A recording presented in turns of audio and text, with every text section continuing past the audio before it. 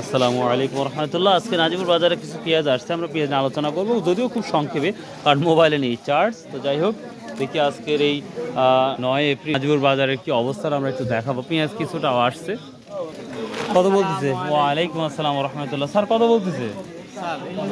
কারণ দাম বলে রোহিঙ্গা পেঁয়াজ আলে কেউ দাম বলে সর্বোচ্চ সর্বোচ্চ কিন্তু দাম থাকলে তাহলে ঠিকই হইলো না।